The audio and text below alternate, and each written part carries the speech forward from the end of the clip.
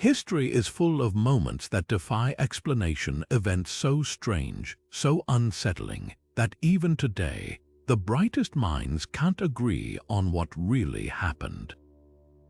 Picture this: an entire village disappears overnight, leaving behind nothing but half-eaten meals and burning lanterns, or a centuries-old painting that seems to predict disasters no one could have foreseen. These aren't scenes from a horror movie, they're real, documented mysteries from our past, and they're just the beginning. From ancient civilizations to modern times, every culture has its share of unsolved enigma stories that linger in the shadows, daring us to question what we think we know. Some of these events were witnessed by hundreds, even thousands of people, yet they remain hotly debated to this day. Was it a trick of the light, a mass hallucination, or something far more extraordinary? The answers might not be as simple as science would like them to be, and that's where things get truly fascinating. What if I told you there are at least 25 of these spine-chilling incidents scattered across history, each one more baffling than the last? We're talking about encounters with the inexplicable phantom armies seen battling in the sky, cursed objects that bring doom to anyone who touches them, and voices from the beyond captured on tape. These aren't urban legends or campfire tales, they're real accounts that continue to puzzle historians, scientists, and skeptics alike. So if you're ready to step into the unknown, to explore the edges of what we can explain, then stay with me, because the truth lurking in these mysteries might just rewrite everything you thought you knew about our world. This isn't just a journey through the strange and supernatural. It's a glimpse into the moments where history itself seems to unravel, where the line between fact and folklore blurs beyond recognition. And by the end, you'll be left wondering how many of these events were truly paranormal, and how many were just misunderstandings lost to time. There's only one way to find out. Let's begin. In the summer of 1518, the streets of Strasbourg became the stage for one of history's most unsettling spectacles. Without warning, a woman named Frau Trophia stepped into the square and began dancing, not with joy but with a frantic, uncontrollable desperation. She twirled and stumbled for days, her feet bloodied, her body exhausted, yet unable to stop. Within a week, dozens more joined her, their movements just as frenzied and involuntary. By the end of the month, nearly 400 people were caught in the same eerie compulsion, dancing until their bodies gave out. Some collapsed from heart attacks, strokes, or sheer exhaustion. Others simply dropped dead where they stood. This was no celebration. Eyewitnesses described faces twisted in agony, screams mingling with the sound of shuffling feet. Authorities, desperate for answers, initially blamed hot blood and prescribed more dancing, even hiring musicians to keep the afflicted moving, a horrifying miscalculation that only worsened the crisis. So what really happened? Centuries later, we're still piecing together the puzzle. One leading theory points to ergot poisoning, a fungal infection in rye bread that can cause hallucinations and muscle spasms, symptoms eerily similar to those reported in Strasbourg. But critics argue that ergotism doesn't explain why the dancers didn't wander aimlessly or convulse, but moved in synchronized, rhythmic patterns. Others suggest mass psychogenic illness, a kind of collective hysteria where fear and social pressure manifest physically. After all, the region was reeling from famine, disease, and relentless hardship. Could the dancing have been a subconscious release from unbearable suffering? Then there's the darker, more mystical angle, accounts from the time mention curses and demonic possession. Some even believed the victims were paying for their sins through this grotesque penance. Whatever the cause, the dancing plague remains a chilling reminder of how little we understand about the human mind, and how easily reality can unravel when fear takes hold. The strangest part, similar outbreaks appeared across Europe for centuries, as if the phenomenon itself refused to stay buried. So next time you hear a catchy tune, ask yourself, what if your body refused to stop moving? That's the terror Strasbourg never forgot. On the morning of June 30th, 1908, a fireball ripped across the sky over Siberia with the force of 1,000 atomic bombs. Witnesses described a blinding blue-white streak tearing through the heavens, followed by a shockwave so powerful it knocked people off their feet hundreds of miles away. When the dust settled, 800 square miles of remote forest near the Tunguska River lay flattened trees scorched and snapped like toothpicks, radiating outward from an invisible epicenter. But here's what still baffles scientists today. There was no crater, just an eerie silence where the ground itself seemed untouched. For decades, the leading theory pointed to a meteor or comet exploding in midair, vaporizing before impact. Calculations suggest an object roughly the size of a 10-story building disintegrated 5 miles above the Earth, releasing energy equivalent to 15 megatons of TNT. But fragments from the blast have never been found, fueling wilder theories. Some researchers argue it couldn't have been a comet. Ice and dust would have left traces in the atmosphere. Others propose a stony meteor, yet the lack of iridium or other telltale minerals in the soil contradicts that. Then there are the unexplained details. Witnesses reported strange magnetic disturbances for days afterward, compasses spinning uselessly. Local reindeer herders spoke of sky fire and invisible forces that left their animals panicked. And in the 1950s, Soviet investigators found microscopic silicate and magnetite spheres in the soil materials often linked to extraterrestrial objects, but in patterns that didn't match typical meteorite debris.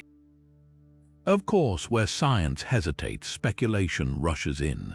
UFOlogists insist this was the crash of an alien spacecraft, a theory supported by Cold War-era claims that classified documents referenced anomalous materials at the site. More fringe ideas range from secret weapons tests to a black hole passing through Earth. Even Nikola Tesla mused that his wireless energy experiments might have accidentally triggered the blast, though there's zero evidence to back that up. The most compelling modern research suggests a rare airburst from a carbon-rich asteroid, which would explain the lack of debris. Yet in 2020, a team analyzing tree rings found elevated levels of nickel and iridium, hinting at a metallic core, contradicting earlier assumptions.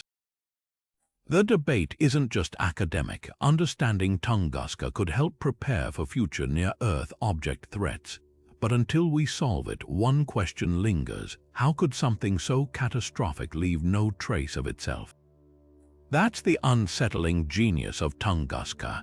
It's a disaster that refuses to fully reveal its secrets. One winter morning in February 1855, the people of Devon, England, awoke to a sight that would haunt them for generations. Overnight, something or someone had left a trail of hoof-like prints stretching over 100 miles across the countryside. These weren't ordinary animal tracks. Each mark was perfectly formed, as if stamped into the snow by a cloven foot, moving in a single, unbroken line. They scaled rooftops, crossed frozen rivers, and even appeared on opposite sides of tall walls without disturbing the snow between them. Panic spread like wildfire. Farmers barred their doors, clutching Bibles. Locals whispered of the devil himself walking the earth. At first glance, the prints seemed to follow a logical path, except logic had nothing to do with their impossible details. Witnesses described them as precisely 4 inches long, spaced 8 inches apart, and scorched into the snow as if by searing heat. Some tracks glowed faintly, emitting a sulfuric odor. Others vanished midway across open fields, only to reappear on the other side. Even more chilling, the marks weren't confined to one village. From Topsham to Totnes, identical prints wove through at least 30 different towns, crossing terrain no animal could traverse in a single night. Naturally, authorities scrambled for explanations. The leading theory, a wayward kangaroo, escaped from a private menagerie. But zoologists quickly dismissed this. Kangaroo tracks don't resemble cloven hooves, nor could one cover such distance in freezing conditions. Others blamed badgers, otters, or even experimental hot air balloons dragging chains. None fit. The prints showed no signs of dragging, doubling back, or missteps, just that eerie, deliberate stride. Then came the supernatural angle. Victorian England was steeped in folklore, and many saw this as an omen. Reverend Musgrave of Dawlish published an account linking the prints to biblical prophecies, while newspapers stoked fears with headlines like Satan's Midnight Stroll. Even Charles Darwin weighed in, though skeptically, calling it a curious case of mass delusion. Modern researchers still can't agree. One compelling theory suggests rare atmospheric phenomena. Ball lightning or electrical discharges might have melted the snow in peculiar patterns. Yet no recorded weather event replicates the mark's precision or scale. Another proposal involves escaped experimental footwear from nearby tanneries, though no records confirm such tests. The most unsettling detail: similar accounts emerged globally, in Poland in 1858, Chile in 2017, each with the same uncanny details.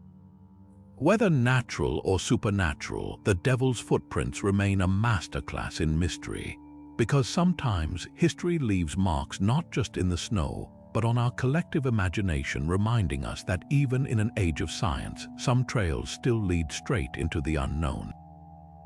In the winter of 1692, the quiet Puritan village of Salem, Massachusetts, erupted into chaos when two young girls began convulsing, screaming, and claiming invisible specters were pinching and biting them.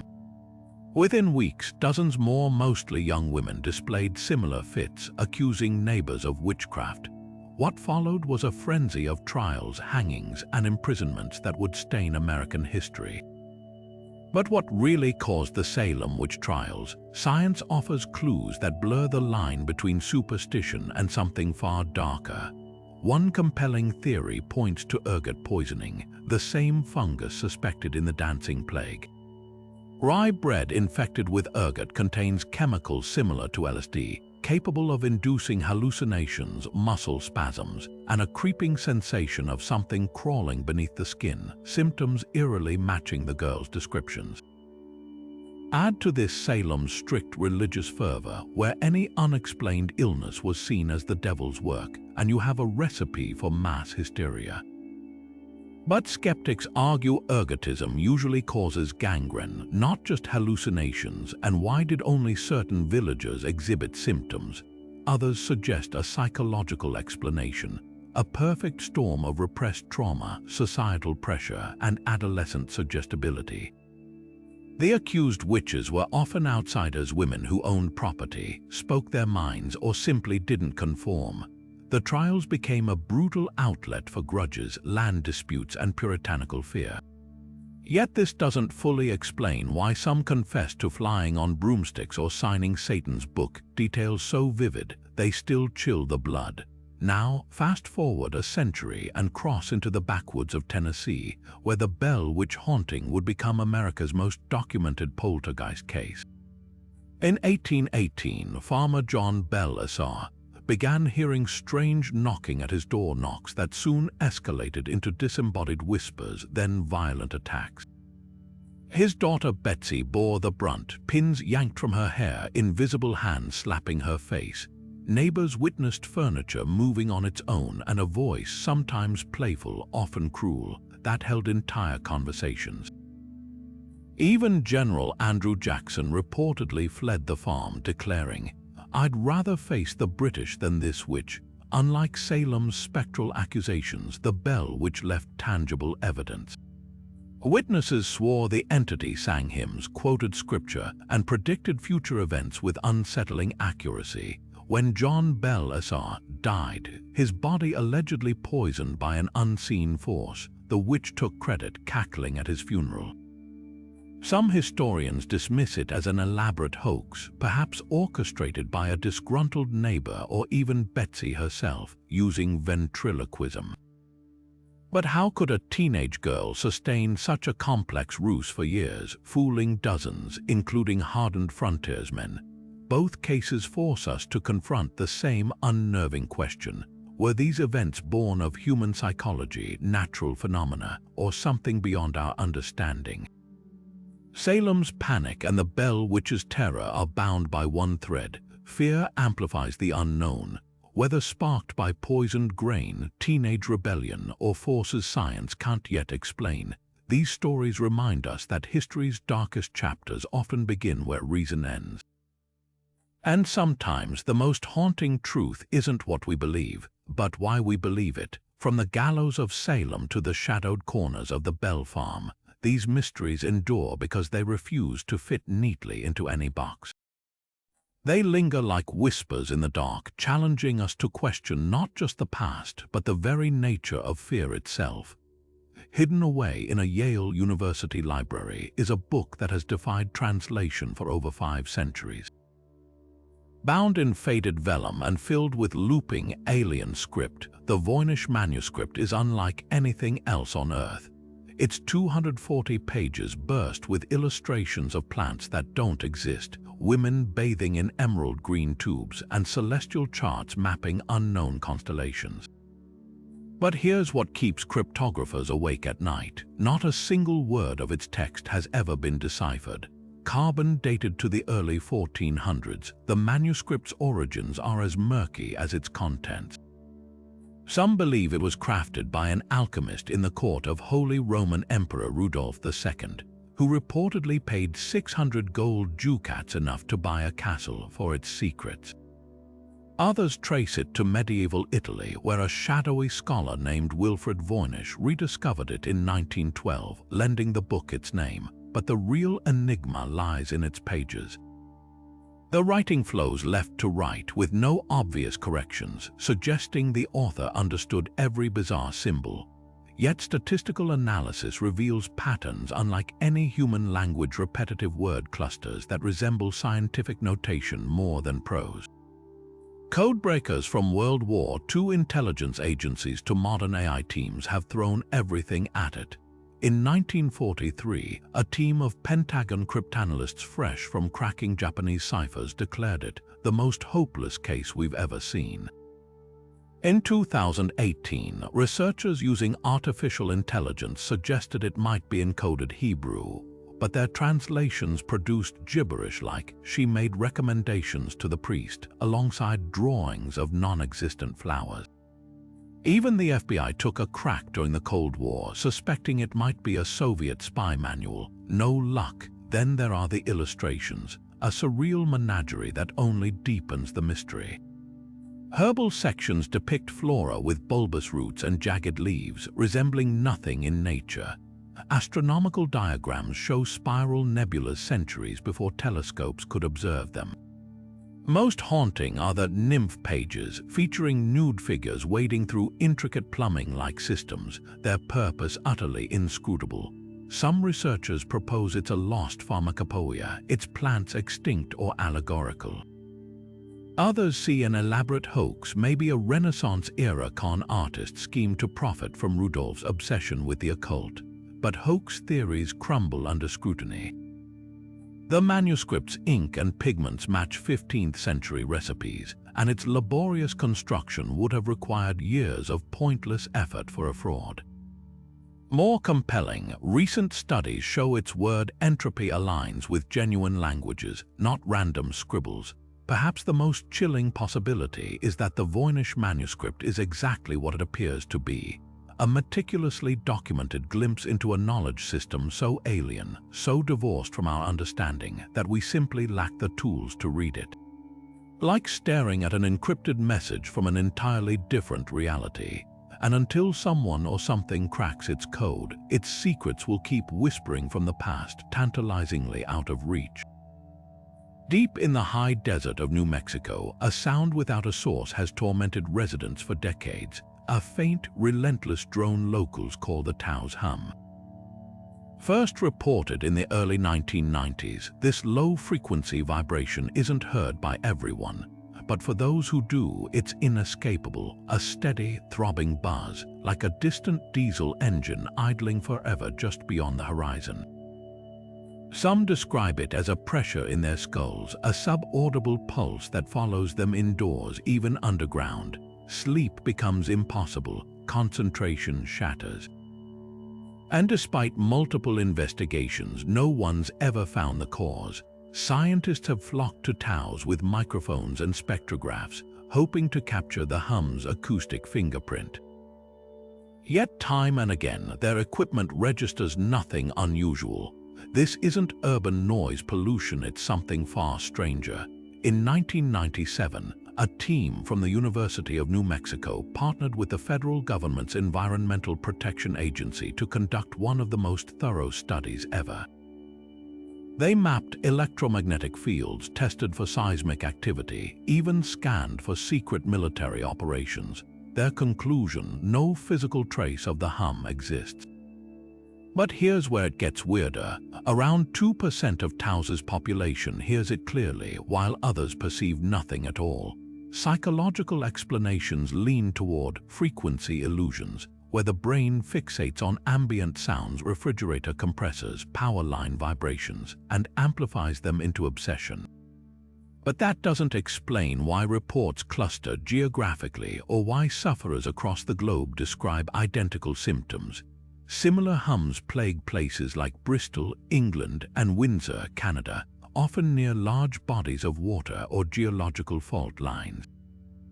In Kokomo, Indiana, investigators traced their hum to industrial fans at a nearby factory. Yet after the machinery was silenced, the complaints continued. Then there's the biological angle. Some researchers propose that hum hearers possess hypersensitive auditory systems, detecting ultra-low frequencies below 20 Hz, the threshold of human hearing. These infrasounds occur naturally from ocean waves, wind hitting mountains, or even atmospheric turbulence. But why would only certain brains tune into them? One theory points to the cochlea, the inner ear's spiral cavity, which might resonate abnormally in some individuals, translating vibrations into perceived noise. Of course, where science falters, speculation thrives. UFO enthusiasts link the hum to underground alien bases, citing Taos's proximity to alleged hotspots like Dulce and Roswell. Others blame secret government projects, experimental energy weapons, or subterranean tunneling. More ominously, ancient Pueblo legends speak of spirits beneath the earth whose whispers foretell upheaval. The most compelling modern research suggests electromagnetic hypersensitivity, where certain people react to otherwise imperceptible energy fields. A 2015 study found that hum sufferers often report heightened sensitivity to Wi-Fi and power lines, though clinical trials remain inconclusive. But the Tao's hum's true power lies in its persistence. It's a phenomenon that exists at the edge of perception, a riddle that challenges our understanding of sound, neurology, and reality itself. Whether a geological oddity, mass delusion, or something beyond our senses, one thing's certain: for those who hear it, the hum is as real as the desert wind, and just as untamable. Perhaps the most unsettling truth is how ordinary it makes the extraordinary seem. Because if a sound can haunt hundreds without leaving a single physical clue, what else might be lurking just beyond the limits of our perception? The Tao's hum doesn't just defy explanation, it whispers that some mysteries refuse to be solved. In the quiet Bavarian countryside of 1922, the Gruber family's farmstead, Hinterkaifeck, became the setting for one of history's most chilling unsolved crimes. Just days before the murders, the family reported unsettling signs: fresh footprints leading to the house but none returning, a missing set of house keys, and the eerie sensation of being watched. The maid, who'd worked there only a week, quit abruptly, whispering that the farm was haunted. Little did she know, something far more tangible was lurking in the shadows. On the night of March 31st, all 6 inhabitants, parents Andreas and Kazilia, their widowed daughter Victoria, her 2 young children, and the new maid, were lured one by one to the barn, where they were bludgeoned to death with a hayfork. The killer's brutality was methodical. Each victim was struck with such force that cranial bones shattered. Yet what happened next is even more disturbing. For days after the murders, neighbors noticed smoke rising from the farm's chimney. someone had stayed behind feeding the livestock, eating the family's food, and moving through the house as if they belonged there. When authorities finally discovered the bodies, the scene defied logic. Fresh newspapers lay on the table. A single set of footprints, too small to match any victim, trailed through the snow. And in the attic, investigators found a cache of newspapers reporting on the crime, as if the killer had been following their own investigation. Suspects ranged from Victoria's estranged husband, who had a history of violence, to a disgruntled neighbor with a land dispute. But no evidence ever pointed conclusively to anyone. The case's enduring horror lies in its unanswered questions. Why did the killer linger? How did they evade detection in a tight-knit rural community? And most spine-chilling of all, was this someone the family knew, or a stranger who'd been hiding in the house for days, waiting for the right moment? The farm was so tainted by the tragedy that it was razed to the ground, as if erasing the building could bury its secrets, but some mysteries refused to stay buried. Hinterkaifeck remains a grim reminder that sometimes the most terrifying things aren't supernatural, they're all too human, and they walk among us unseen. In January 1959, 9 seasoned hikers set out into Russia's Ural Mountains, their boots crunching through fresh snow as they embarked on what should have been a routine expedition.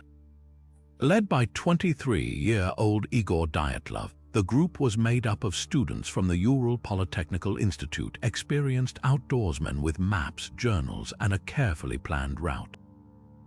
But by February 2nd, all communication ceased. When search teams finally reached their campsite weeks later, they found a scene so chilling, so inexplicable, that it would ignite decades of speculation. The tent lay shredded from the inside, as if the hikers had slashed their way out in a frenzy. Footprints leading away showed some were barefoot despite sub-zero temperatures. The first bodies, clad only in thin undergarments, were found near a cedar tree, their hands frozen mid-climb as if scrambling for safety. Others were discovered farther off, some with skulls crushed, ribs shattered with the force of a car crash, and one missing her tongue. Most haunting of all, their skin bore a strange orange tint and clothing showed traces of radiation. Official reports blamed an unknown compelling force, hastily closing the case as an avalanche, except the evidence didn't fit. Avalanches don't explain why the tent remained half-buried but intact, or why no cries for help were heard. The injuries were grotesquely disproportionate, internal trauma without external wounds, as if they'd been hit by an invisible shockwave. And why were some victims' clothes found folded neatly, as if removed deliberately before they fled? Scientists have since proposed theories ranging from infrasound-induced panic, low-frequency waves from wind hitting the slopes triggering primal terror, to rare katabatic winds, sudden gusts so powerful they can snap trees. Yet neither accounts for the radiation. Some point to secret military tests in the region. Declassified documents reveal nearby parachute mines being tested, which could explain the blast-like injuries.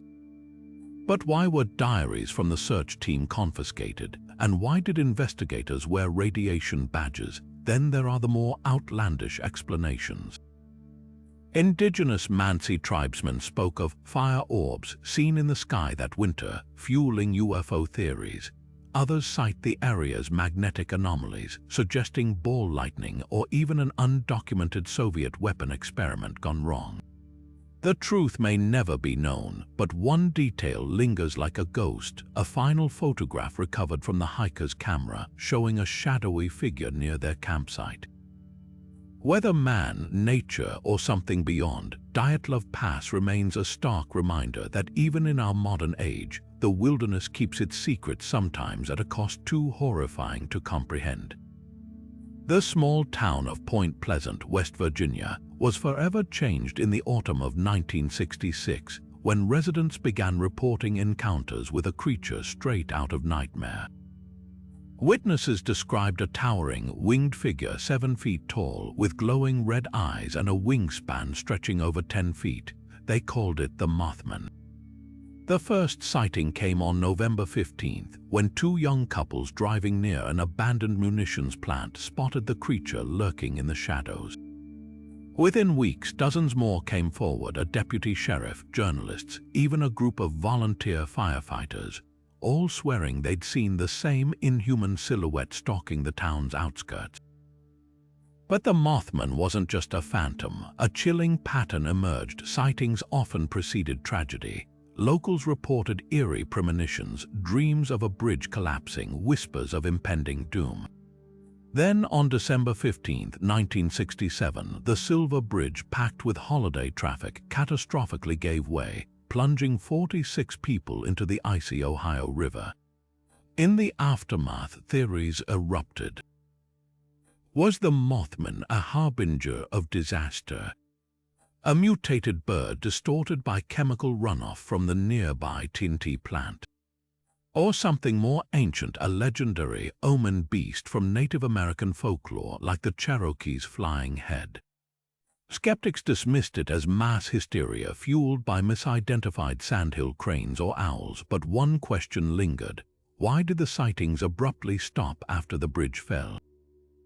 Now, shift the scene to sun-soaked Los Angeles in January 1947, where another mystery unfolded, this one steeped in blood rather than wings. 22-year-old Elizabeth Short, an aspiring actress known as the Black Dahlia for her jet black hair and penchant for black dresses, was found bisected in a vacant lot, her body drained of blood and posed with grotesque precision.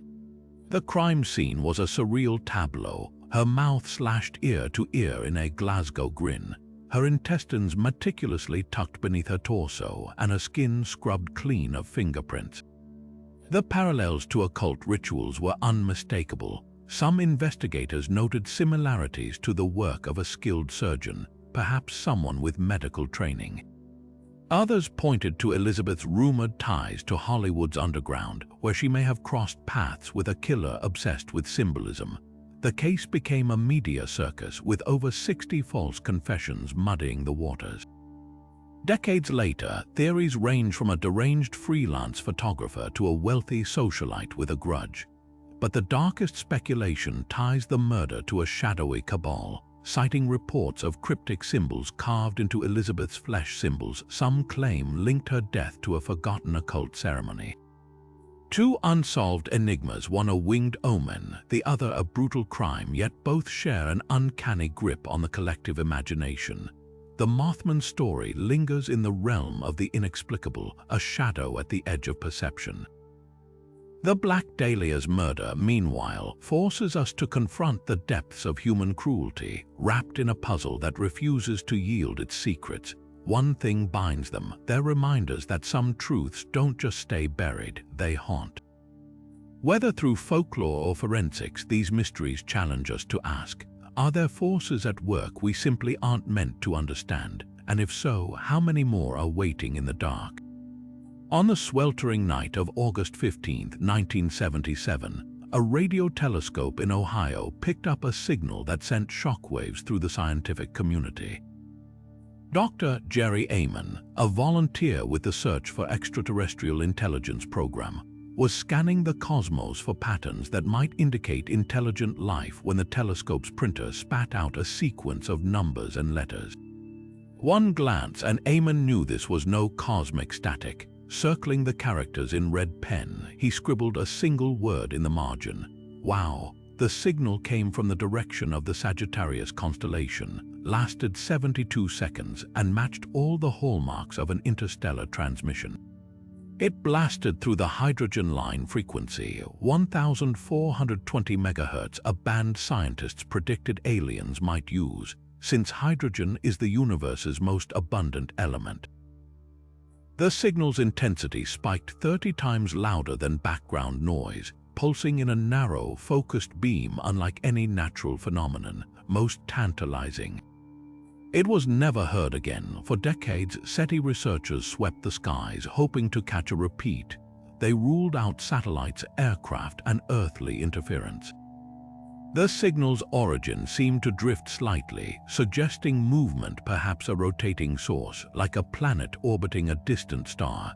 Yet despite thousands of hours of follow-up scans, the WOW signal remained stubbornly silent, fueling debates over whether we'd intercepted a one-time alien broadcast or stumbled upon something even more enigmatic.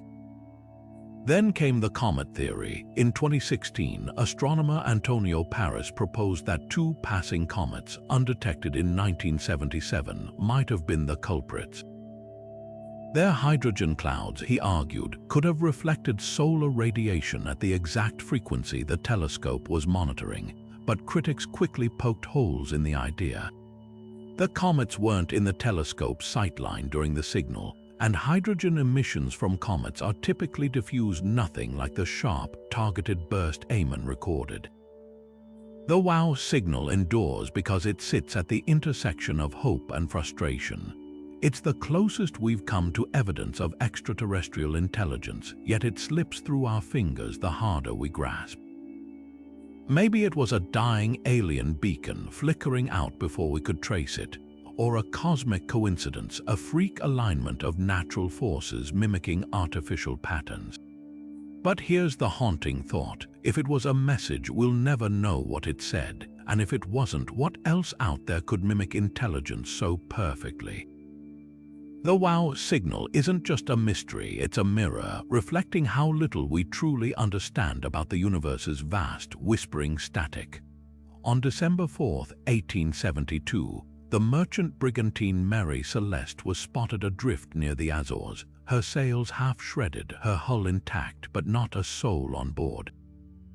The crew of the Dei Gratia, who discovered her, found breakfast dishes still warm in the galley, a sewing machine with unfinished work nearby, and the ship's cargo of industrial alcohol untouched. Even more baffling, the lifeboat was gone, but the captain's logbook lay open on his desk, its final entry showing no sign of distress. It was as if the 10 people aboard had simply vanished into thin air. Mutiny was the first theory considered, yet nothing aboard suggested violence, no bloodstains, no signs of struggle. The ship's valuables, including the crew's personal belongings and a hefty sum of money, remained undisturbed. Pirates seemed an unlikely explanation too. Why would they abandon a perfectly seaworthy vessel? Then came the natural disaster angle. Some speculated a waterspout, a tornado at sea, might have terrified the crew into fleeing. But seasoned sailors would know such storms rarely sink ships, and the Mary Celeste showed no significant damage. The alcohol cargo raised another possibility. The barrels contained denatured alcohol, which emits flammable vapors. Perhaps the crew, smelling fumes and fearing an explosion, evacuated in panic. Yet if that were the case, why didn't they return once the danger passed? Weather records from the time reveal no storms severe enough to explain their disappearance. Enter Arthur Conan Doyle. Years before he created Sherlock Holmes, in 1884, he penned a sensational short story, J. Habakkuk Jeffson's Statement, loosely based on the Mary Celeste. Doyle's version, complete with vengeful ex-slaves and supernatural curses, cemented the ship's legend but muddied the facts. His fictional account was so convincing that many still mistake it for historical truth. Modern research offers fresh clues. One compelling theory involves a faulty chronometer. Without accurate timekeeping, navigation becomes impossible. The crew, believing themselves far closer to shore than they were, might have abandoned ship fearing they were about to run aground. Others point to the bilge pump, which showed signs of recent use, suggesting the vessel was taking on water, though not enough to sink her. But the Mary Celeste's greatest mystery isn't just what happened, it's why the story endures. Maybe because it embodies our deepest maritime fears, the vast, indifferent ocean and the fragile line between order and chaos. A ship is a microcosm of human control, and the Mary Celeste is what happens when that control slips away without explanation. No mutiny, no monster, no clear catastrophe, just an empty deck, a silent helm, and a question that still tugs at the edges of history. What could make 10 experienced sailors willingly step into the unknown? In October 1943, the Navy destroyer escort USS Eldridge allegedly vanished from the Philadelphia Naval Shipyard in a flash of blue light, only to reappear minutes later. Some say with crew members fused into the steel deck or driven irrevocably insane. This, at least, is the spine-chilling legend of the Philadelphia experiment, a story that blends wartime secrecy, cutting-edge science, and nightmarish consequences into one of history's most enduring conspiracy theories. But how much of it is rooted in fact, and how much spiraled out of control from misunderstood research? The tale first gained traction in 1955 when a mysterious figure named Carl Allen, using the alias Carlos Allende, sent rambling letters to astronomer Morris Jessup. Allen claimed to have witnessed the Eldridge's disappearance while working on a nearby merchant ship. He described sailors freezing mid-step, bursting into flames, or fading into invisibility, all casualties of a top-secret project to render ships undetectable to radar and magnetic mines using Einstein's unified field theory.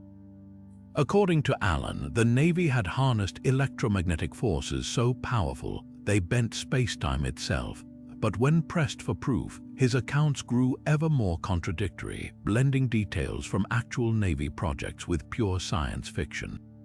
Declassified records reveal a kernel of truth. Project Rainbow, a real World War II initiative, explored degaussing, using electrical coils to neutralize a ship's magnetic signature and evade mines.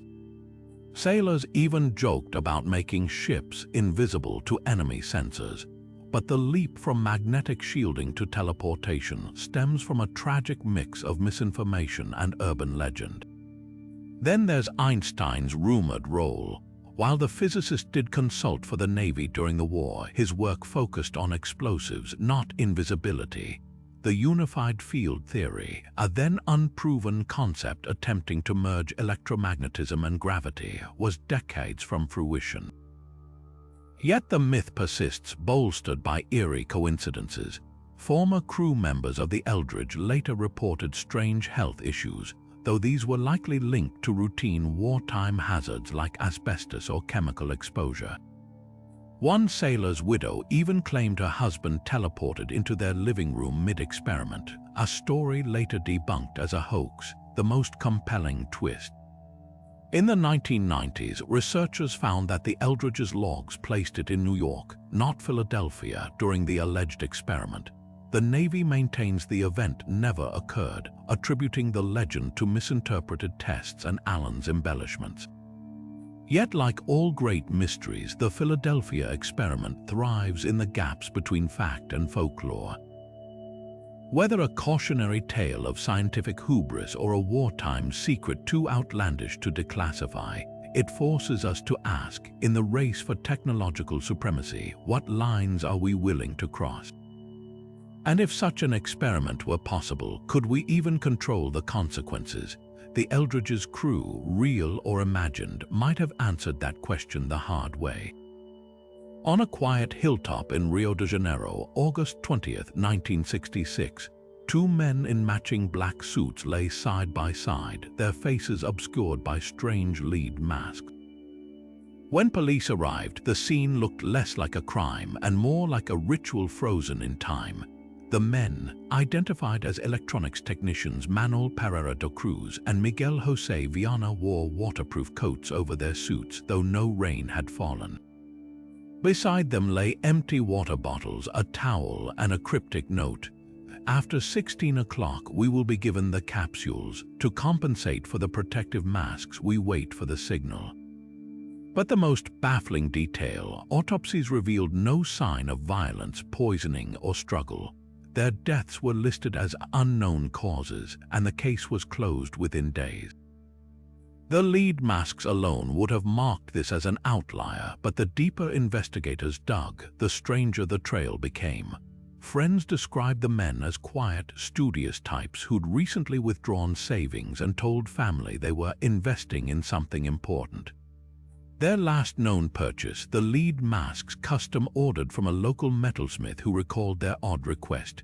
The eye holes had to be precisely angled. Then came the notes, not just the one at the scene, but others tucked in Cruz's apartment, filled with arcane symbols and references to ionizing capacitors and channeling energy.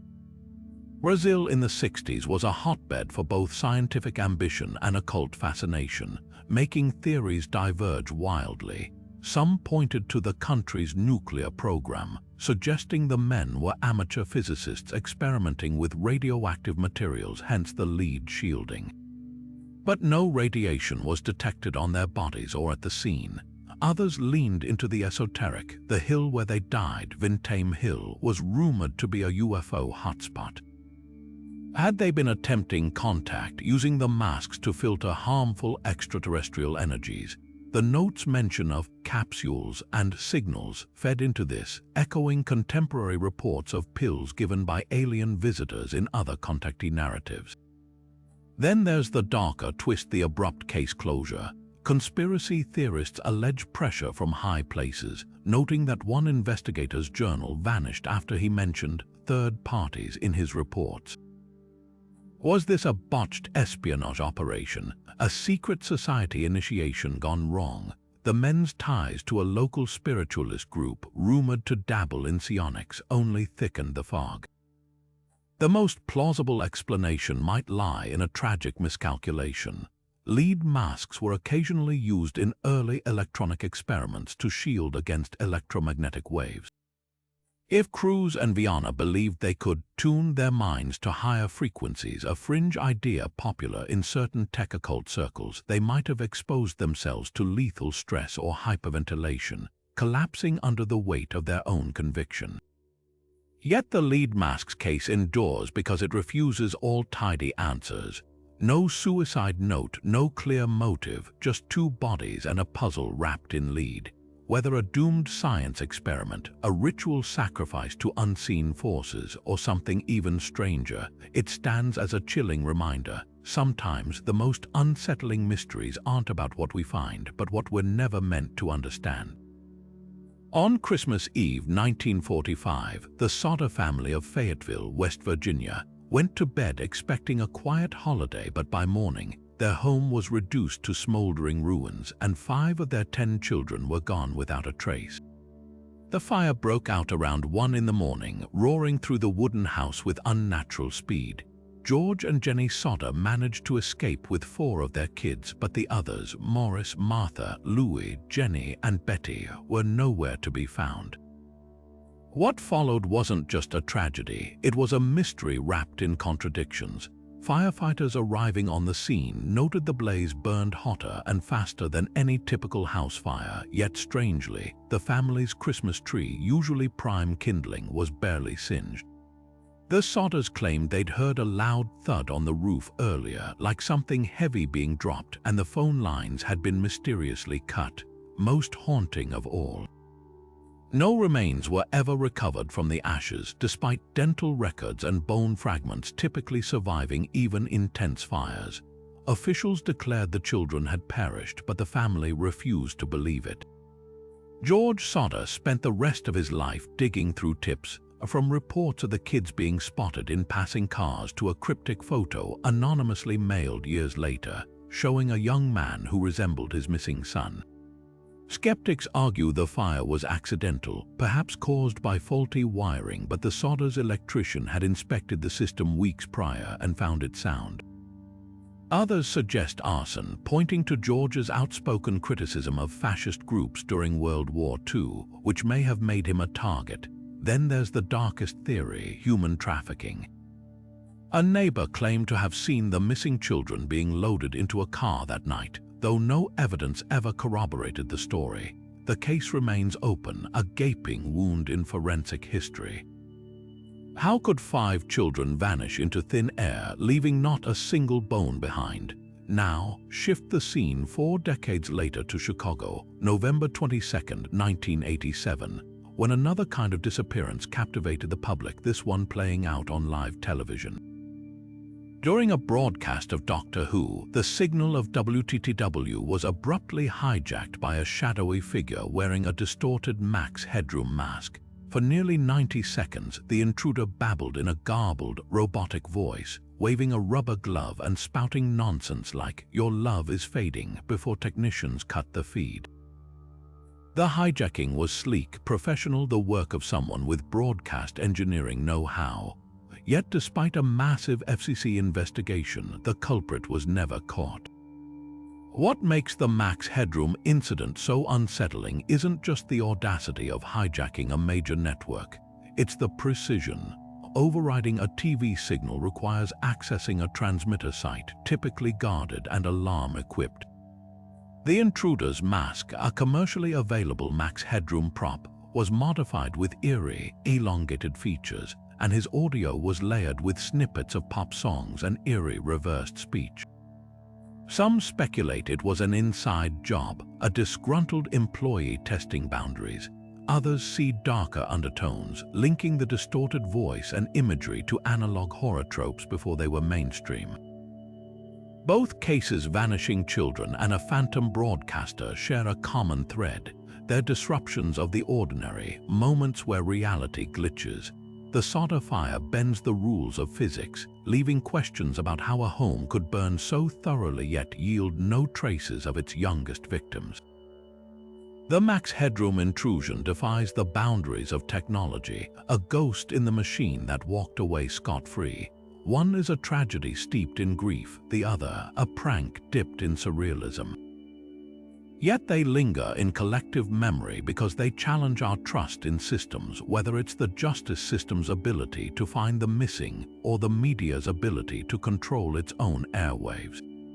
Perhaps the most chilling parallel is how both events taunt us with near clues.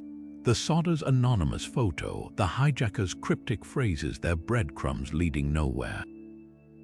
In a world where we expect answers, these mysteries refuse to provide them, leaving us to wonder, was the truth just out of reach, or was it never meant to be found at all? Whether through flames or frequencies, some stories don't conclude, they just echo.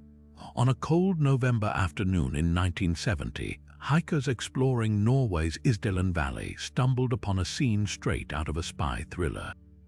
A woman's body lay partially burned on the rocky hillside, her hands, face, and fingertips scorched beyond recognition.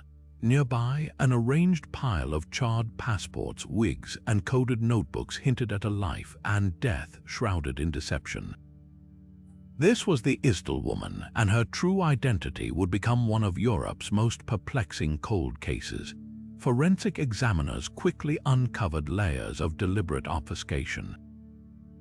Her fingerprints had been erased, likely with acid, a tactic favored by intelligence operatives.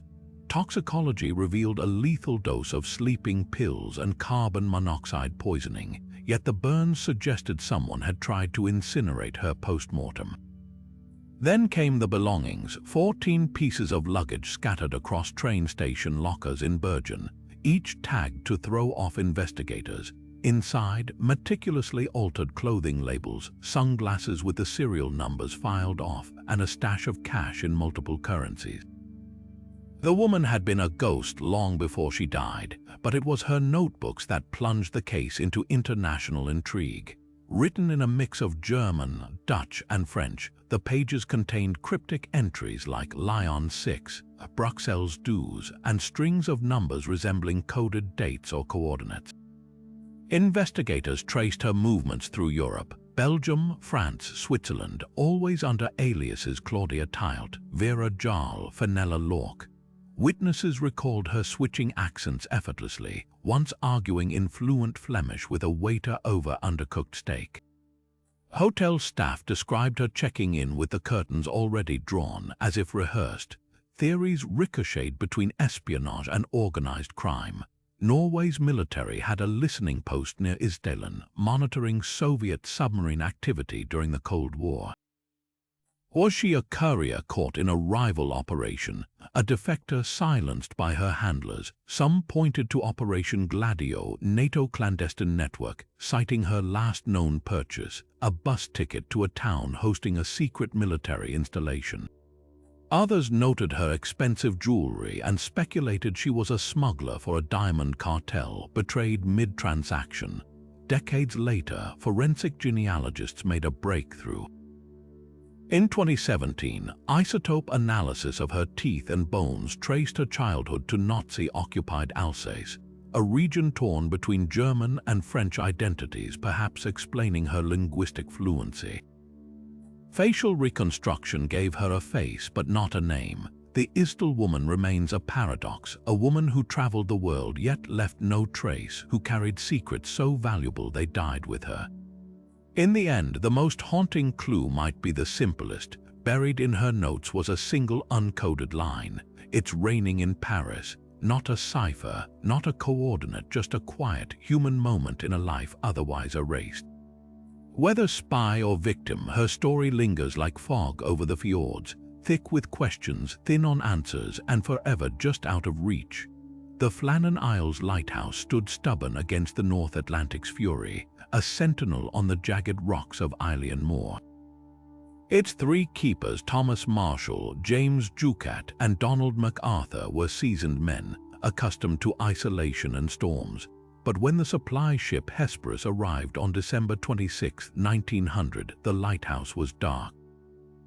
No one greeted them at the docks, no lamps burned in the tower. Climbing the steep steps to the entrance, the crew found the door unlocked, the beds unmade, and a single chair toppled over, as if someone had risen in haste. On the table sat a cold meal, barely touched. The last log entry, scribbled by Marshall on December 15th, noted brutal winds, the likes of which I have never seen before. Yet the storm hadn't even reached the island until days later.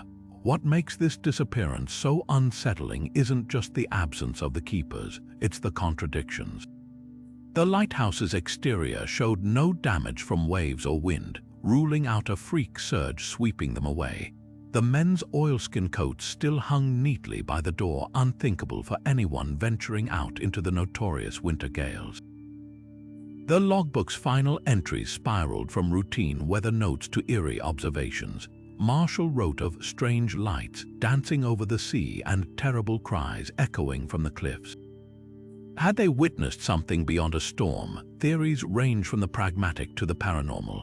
Some suggest a rogue wave snatched them from the rocks, though why would all three men leave their posts simultaneously?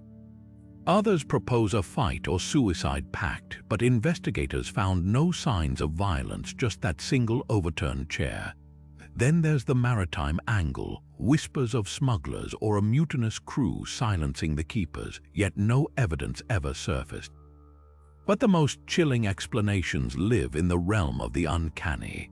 Locals spoke of the Phantom of the Seven Hunters, a spectral force said to claim those who trespassed on Eilean Moor's ancient wind-scarred stones.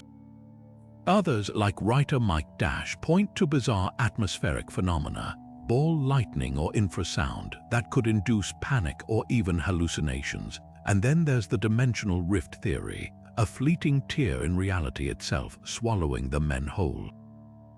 After all, the Flannan Isles sit atop the UK's most active seismic zones, where magnetic anomalies and sudden fogs are common. Could the Earth have briefly opened a door and forgotten to close it? The official inquiry chalked it up to acts of God, a hollow verdict that only deepened the mystery. No bodies were ever recovered, no definitive answers emerged.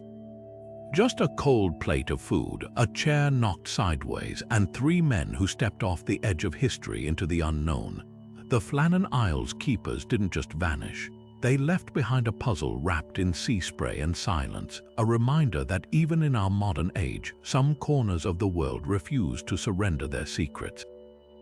The streets of Philadelphia, New York, even as far south as Buenos Aires, hide an urban enigma embedded right in the asphalt, mysterious tiles bearing a single cryptic message: Toynbee idea. In movie 2001, Resurrect Dead on Planet Jupiter, these strange plaques, known as the Toynbee tiles, began appearing in the 1980s, pressed into the pavement with such durability that many remain intact decades later, their origins as elusive as their meaning.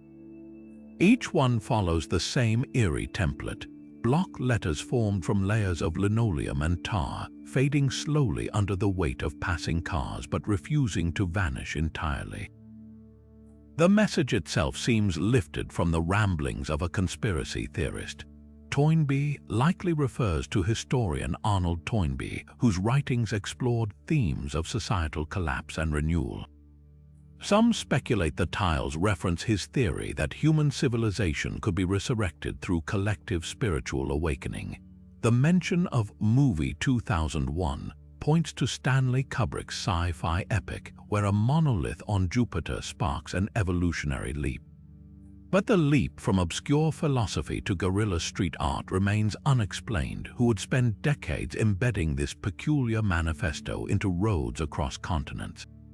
Enter the tiler himself, or at least the closest thing we have to a suspect.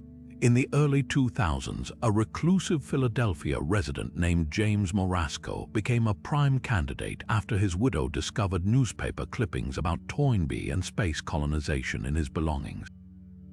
Morasco, a former carpet layer, had the skills to craft the tiles, and his eccentric personality fit the profile, but concrete proof, none. Even stranger, after his story went public, new tiles appeared with altered messages, some condemning the media, others referencing a shadowy society responsible for the project. Then there's the Resurrect Dead angle. In 2011, a documentary of the same name explored the theory that the tiles were part of an elaborate alternate reality game, tied to a failed 1980s radio broadcast about using Jupiter's atmosphere to reanimate the dead. Clues hidden in the tiles' spacing and placement seemed to support this, but the trail went cold when investigators realized the radio host had no connection to Morasco. But the Toynbee tiles refused to stay buried literally. Fresh ones occasionally surface, sometimes with updated slogans or political rants spliced into the original text. A subset, dubbed Homer tiles, appeared in South America, blaming the media for murdering the Toynbee message. Others target specific corporations, their warnings etched in the same unmistakable style. What makes these tiles so fascinating isn't just their mystery, it's their defiance. They're not graffiti meant to be seen and removed. They're time capsules baked into the streets themselves, demanding we remember a theory too strange to dismiss, left by a hand too careful to be caught.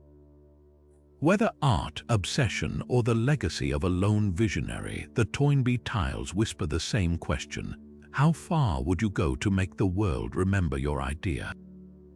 And if the answer is embed it in highways across the Americas, then maybe the tiler succeeded after all. June and Jennifer Gibbons, identical twins from a small Welsh village, lived in a world so closed to outsiders that even their parents struggled to understand it. From early childhood, the sisters spoke only to each other, communicating in a fast, distorted version of English so rapid and private that others called it the twin language. Teachers described them as ghosts in the schoolyard, silent to classmates, yet whispering relentlessly to one another in corners, their bond so intense it seemed to repel the rest of the world. But what began as an odd childhood quirk spiraled into something far darker, a shared existence that blurred the line between psychological phenomenon and something almost supernatural. By their teens, the sisters had retreated entirely into their own universe, communicating through shared journals filled with unsettlingly prescient stories. They authored elaborate tales of doomed characters, twins named Pepsi and Coca-Cola who hanged themselves, a boy smothered by his mother with a pillow, all foreshadowing their own grim trajectories. Their writing wasn't just fiction, it was a mirror reflecting their suffocating codependency. Psychiatrists diagnosed them with folie à deux, a rare shared psychosis where delusions pass between two people like a virus. Yet June and Jennifer's connection defied textbook explanations. They moved in perfect sync, finishing each other's sentences without speaking, even claiming to share physical pain across distances. Then came the turning point. After a string of petty crimes, arson, vandalism, they were institutionalized at Broadmoor Hospital, England's most infamous psychiatric facility for the criminally insane. There, doctors observed something chilling. The twins often sat motionless for hours, as if waiting for some unseen signal. Jennifer later claimed an entity named the Witness dictated their actions, whispering commands only they could hear. More unnerving, their shared declaration that only one twin could survive a prophecy that would soon fulfill itself with terrifying precision. After 14 years of silence toward the outside world, Jennifer suddenly turned to June during a supervised outing and spoke the unthinkable, "At last, we're free." Hours later, Jennifer was dead. The autopsy revealed no poison, no trauma, just acute myocarditis, a sudden inflammation of the heart. June, for the first time in her life, began speaking to others normally, as if a spell had been broken. She later told reporters, "I'm my own person now," but the haunted look in her eyes suggested a deeper truth. Were the twins victims of an undiagnosed neurological condition, their brains wired too closely from birth? Or was their bond something beyond science, a psychic tether so strong it demanded sacrificial balance? Even their doctors disagreed. Some pointed to the trauma of growing up black in racially hostile 1970s Wales, arguing their silence was a fortress against prejudice.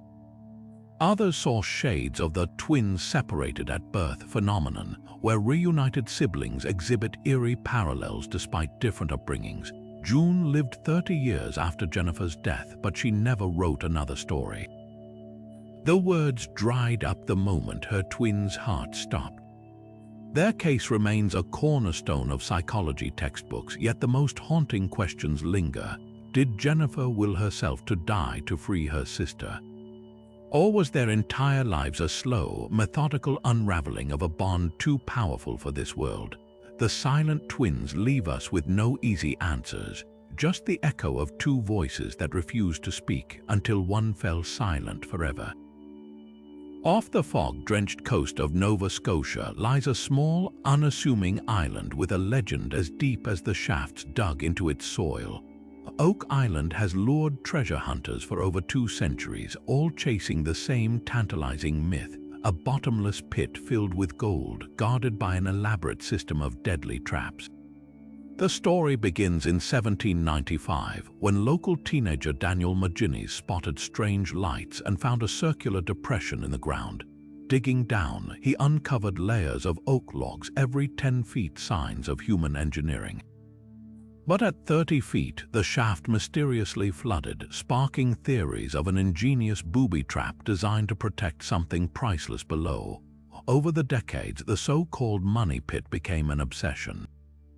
Excavators discovered coconut fiber, impossible for the local climate, and a stone slab inscribed with cryptic symbols. Some claimed it was a Templar vault holding the Holy Grail or Marie Antoinette's jewels. Others swore it was Blackbeard's plunder or lost Shakespearean manuscripts. The island fought back at every turn. In 1861, the first recorded fatality occurred when a boiler exploded, killing a worker. In 1897, another shaft collapsed, nearly drowning an excavation team. Even modern efforts, armed with sonar and drills, have been thwarted by floods and cave-ins, fueling speculation that the pit's architects anticipated every move. But the real mystery isn't just what's buried, it's why the island guards its secrets so fiercely. Skeptics argue the traps are natural water channels and the artifacts are red herrings left by past diggers. Yet the clues persist. In 1971, a camera lowered into a borehole reportedly captured blurred images of chests and even a severed hand footage later lost in a fire. Recent core samples revealed traces of gold and silver, but no vault. Whether a masterful hoax or history's most elaborate treasure defense, Oak Island's curse endures. 6 lives lost, millions spent, and still, the pit laughs at those who seek its prize. Now shift your gaze southeast to a stretch of ocean where maps might as well warn. Here be monsters. The Bermuda Triangle, bounded by Miami, Bermuda, and Puerto Rico, has become synonymous with vanished ships and planes, swallowed whole without distress signals or wreckage. The legend crystallized in 1945 with Flight 19 5U-S, Navy bombers lost during a routine training mission. The squadron leader's final transmission: "We are entering white water." We seem to be off course, spawned theories of magnetic anomalies or interdimensional portals, but the truth, far less sinister. Investigators later determined Flight 19's leader, confused by malfunctioning compasses, flew them into the open Atlantic until fuel ran out. As for the Triangle's other victims, statistics tell a different story. The area sees no more disappearances than other heavily trafficked shipping lanes. Many cases blamed on the Triangle, like the freighter SS Marine Sulphur Queen in 1963, had clear causes in that instance, a poorly maintained hull splitting in rough seas. Even the famed USS Cyclops, lost in 1918 with 300 souls, likely capsized due to overloading and unstable cargo. So why does the myth persist? Blame human psychology and pop culture. The Triangle's mystery was largely manufactured by pulp magazines in the 1950s, then turbocharged by Charles Berlitz's bestseller in 1974. The ocean has always been a stage for our fears, and the Triangle became a canvas for everything from alien abductions to Atlantis's revenge. Modern scientists point to methane hydrates gas bubbles erupting from the seabed as possible culprits for sudden sinkings, but even that's speculative. The real magic of these two legends isn't in their answers, but in how they mirror each other. Oak Island represents our endless thirst for hidden riches, the dream that fortune lies just beyond the next shovel strike. The Triangle embodies our fear of the unknown, the dread that the world still holds forces we can't control. One pulls us in with promise, the other pushes us away with warning. Yet both prove the same truth: some mysteries aren't meant to be solved. They exist to remind us that even in an age of satellites and sonar, the Earth keeps a few cards close to its chest. And maybe that's for the best, because what's adventure without a little darkness at the edges of the map? During the harvest season of the 12th century, villagers in the English town of Woolpit stumbled upon a sight that would etch their home into the annals of the inexplicable. Emerging from one of the deep wolf hunting pits that dotted the countryside were two children, a brother and sister with skin the color of moss, clad in garments of an unknown fabric and speaking a language no one could recognize. What began as a local curiosity soon spiraled into a medieval mystery that still defies explanation. The so-called green children of Woolpit weren't just oddities. They were enigmas wrapped in human form, their origins debated for centuries. At first, the villagers assumed the children were lost or abandoned. Their green hue was chalked up to illness or malnutrition, but as days passed, the color didn't fade. They refused all food offered until someone brought them fresh green beans, which they devoured voraciously. Slowly, the girl adapted, learning English and eventually shedding her emerald tint. Her brother wasn't as fortunate. He sickened and died within months. When questioned about their origins, the surviving girl described a place of perpetual twilight, where the sun never rose and all inhabitants shared her verdant complexion. She called it the Land of St. Martin, a realm separated from Woolpit by an impassable river. Medieval scholars dismissed the tale as folklore, but modern researchers see tantalizing possibilities.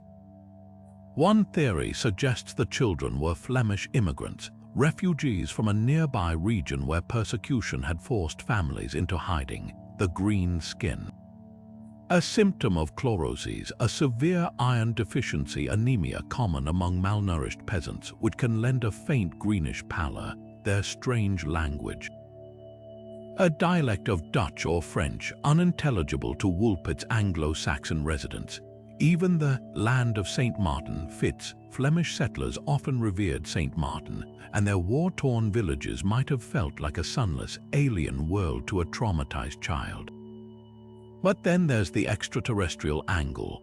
Some ufologists argue the children's account mirrors modern alien abduction narratives, dimension-hopping beings, unfamiliar environments, and physiological differences.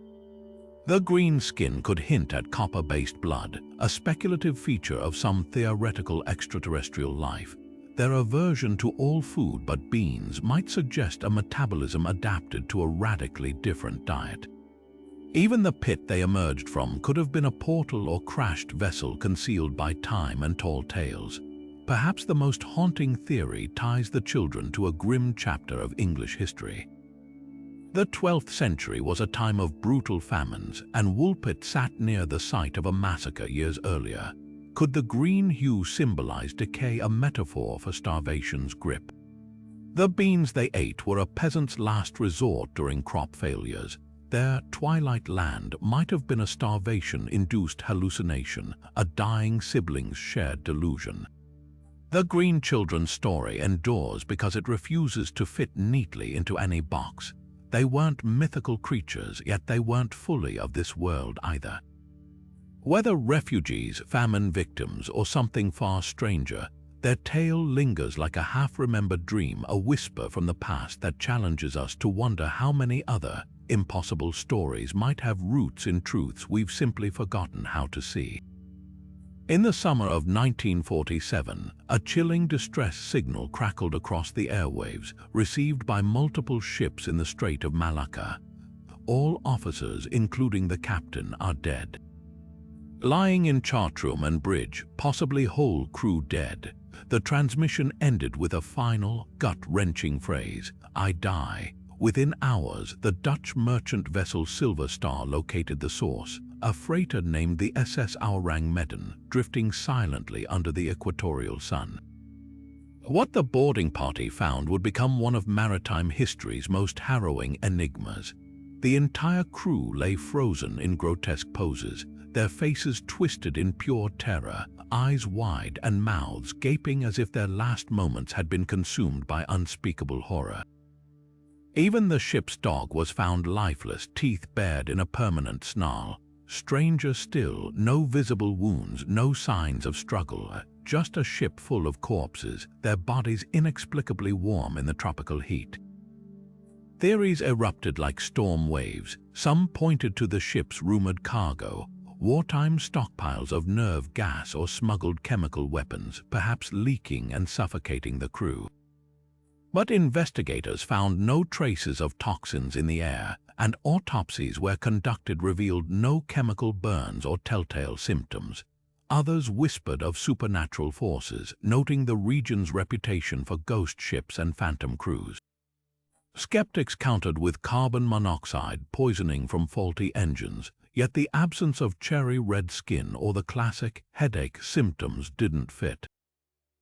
Then came the wildest twist. The Silver Star's crew claimed the Orang Medan's hull began smoldering moments after they abandoned ship, vanishing beneath the waves in a plume of smoke before proper inspections could be made.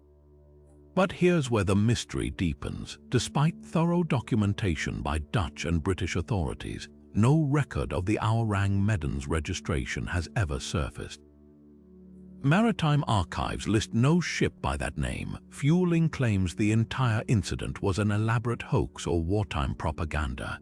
Yet dozens of credible witnesses, from radio operators to Silver Star sailors, insisted they saw the ship, boarded it, and barely escaped its fate. Could it have been a black ops vessel operating under a false flag, its real name erased to bury a catastrophic experiment? Some researchers allege the U.S. Navy recovered classified files linking the ship to Project Rainbow, the same clandestine program tied to the Philadelphia experiment, but these claims dissolve into hearsay. The most compelling modern explanation involves a rare and deadly natural phenomenon, a sudden release of methane hydrates from the seabed. These bubbles can displace oxygen, suffocating anyone aboard a ship in minutes, while also triggering hallucinations of impending doom, fitting the crew's terror-stricken expressions. Methane is highly flammable, potentially explaining the reported fire.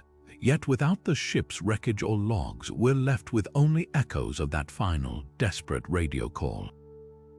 The SS Orang Medan remains a paradox, a ghost story with too many witnesses, a maritime disaster with no physical evidence, a warning from the depths that vanished before we could decipher it.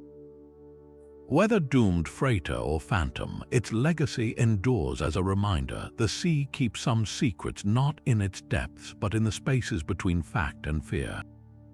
From the eerie precision of the Toynbee tiles to the grotesque tragedy of the Aurang Medan, these mysteries share a common thread: the human mind's relentless struggle to reconcile the unexplained. Science offers frameworks to dissect them: mass hysteria for the dancing plague, pareidolia for the Mothman sightings, or methane vents for ghost ships. Yet for every case that yields to logic, another digs in its heels, defying even the sharpest scrutiny. Why do some legends crumble under analysis while others ossify into cultural bedrock? The answer lies in the tension between two primal instincts: our need for certainty and our hunger for wonder. Take the psychological lens first. Mass hysteria, the domino effect of shared delusion, explains much, whether it's Strasbourg's dancers or Salem's accusers. When fear infects a community, the mind becomes a theater for collective hallucinations. Pareidolia, the brain's habit of imposing familiar patterns on randomness, demystifies everything from the faces in the Voynich Manuscript to the signals in the Wow. Transmission, even the Isdal woman's coded notebooks might reflect nothing more than the scribblings of a paranoid mind, their true meaning lost to dementia or design. Science thrives on these explanations because they're replicable, testable, safe. But then there are the outliers. The devil's footprints, with their scorched, mathematically precise trail, resist easy dismissal. No known animal or weather phenomenon creates such marks, and no hoaxer could have covered 100 miles in a single night undetected. Likewise, the lead mask's case defies pathology. Acid-washed fingerprints and planned suicides don't fit typical psychotic breaks. These enigmas linger because they dangle just beyond the reach of Occam's razor, taunting us with details that feel intentional, almost theatrical. This is where supernatural theories gain traction. They don't just fill gaps, they preserve mystery as a feature, not a bug. Consider the quantum leap from unidentified sound to interdimensional broadcast in the Tao's hum. Or how the Philadelphia experiment morphed from degaussing tests into time travel lore. The less an event conforms to known physics, the more it invites speculation about forces outside our comprehension. And let's be honest, a universe where Tunguska was a meteor is predictable. One where it was Tesla's death ray or an alien engine, that's a story worth telling. Yet the sturdiest mysteries thrive in the liminal space between these poles. The Dyatlov Pass incident, for instance, balances forensic plausibility: avalanches, katabatic winds with eerie anomalies, radiation, missing tongues. The more evidence surfaces, the less it satisfies, because deep down, we don't want the Flannan Isles keepers to have just fallen into the sea. We want their vanished pipe smoke and untouched meals to mean something. Ultimately, these cases persist not despite scrutiny, but because of it. Each debunking breeds new mythology. Each lab test fuels fresh conspiracy. They're Rorschach tests for our skepticism. Do you see a world explained, or one forever whispering just beyond the edges of the map? That tension between the known and the unknowable is where the best stories live. And history, as it turns out, has no shortage of pages left deliberately blank. These unsolved mysteries don't just haunt history books, they seep into our art, our nightmares, even our collective psyche. Take H.P. Lovecraft, the godfather of cosmic horror, who wove real-world enigmas like the dancing plague into his tales of unseen terrors. His fictional town of Arkham echoes Salem's witch trials, while his monstrous beings, unknowable and ancient, mirror the dread we feel staring at the Voynich Manuscript's indecipherable pages. These stories thrive because they tap into a primal fear, that beneath the thin veneer of human understanding lurks something vast, alien, and utterly indifferent to our existence. The 20th century saw these anxieties mutate with the times. Cold War paranoia birthed films like The Thing, where shape-shifting aliens mirrored fears of hidden communists, while The X-Files turned government conspiracies and alien abductions into must-see TV. Even today, Netflix's Unsolved Mysteries reboot proves our obsession hasn't faded, each episode a mirror held up to contemporary fears. from vanishing airplanes to ghostly algorithms in the digital age. The Dyatlov Pass incident alone has spawned documentaries, novels, and even a horror film. Its blend of Soviet secrecy and inhuman forces striking a chord in an era of distrust in institutions. But perhaps the most fascinating transformations happen in folklore. The Mothman, once a regional oddity, is now a global icon, his red eyes peering from graphic novels and heavy metal albums. The Bell Witch haunting inspired the Blair Witch Project, proving that a campfire tale can evolve into a cultural touchstone when it hits the right nerve. These legends endure because they're more than stories, they're warnings. Witch hunts reflect our tendency to scapegoat the other, just as UFO sightings spike during political unrest. The dancing plague becomes a metaphor for viral social contagions, while the Aurang Medan's doomed crew reminds us that the ocean, or the universe, is far less tame than we pretend. Even high art isn't immune. Surrealists like Dolly borrowed from the uncanny logic of the Toynbee tiles, and modern installations recreate the Tao's hum to make audiences feel its visceral unease. The Green Children of Woolpit inspired Margaret Atwood's Oryx and Crake, their alien innocence reflecting anxieties about genetic engineering and lost humanity. These mysteries are cultural Rorschach tests. The same event can symbolize nuclear dread in the 50s, climate anxiety today. What makes them timeless isn't the truth behind them, it's how they let us play with fear safely. We dissect the Black Dahlia's murder through true crime podcasts, turning horror into entertainment. We mock up found footage of the Flannan Isles Keepers because vanishing without a trace is scarier than any monster. These stories are our modern mythologies, frameworks to explore everything from gender politics to grief. The real magic, they'll keep evolving because as long as we're human, we'll need shadows to remind us why we cherish the light.